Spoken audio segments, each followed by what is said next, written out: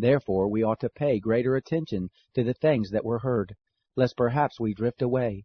For if the word spoken through angels proved steadfast, and every transgression and disobedience received a just recompense, how will we escape if we neglect so great a salvation, which at the first having been spoken through the Lord, was confirmed to us by those who heard?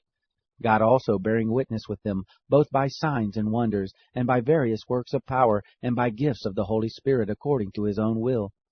For he didn't subject the world to come whereof we speak to angels. But one has somewhere testified, saying, What is man that you think of him? Or the Son of Man that you care for him? You made him a little lower than the angels. You crowned him with glory and honor. You have put all things in subjection under his feet. For in that he subjected all things to him, he left nothing that is not subject to him. But now we don't see all things subjected to him yet. But we see him who has been made a little lower than the angels, Jesus, because of the suffering of death, crowned with glory and honor, that by the grace of God he should taste of death for everyone.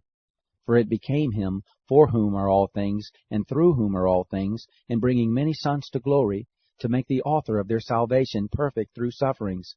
For both he who sanctifies and those who are sanctified are all from one, for which cause he is not ashamed to call them brothers, saying, I will declare your name to my brothers. In the midst of the congregation I will sing your praise.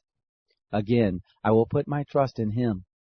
Again, behold, here am I, and the children whom God has given me.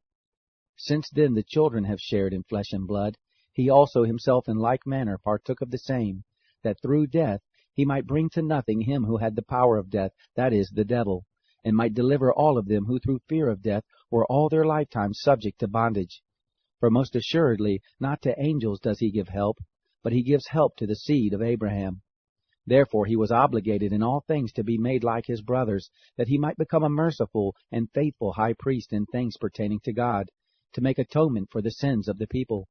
For in that he himself has suffered being tempted, he is able to help those who are tempted.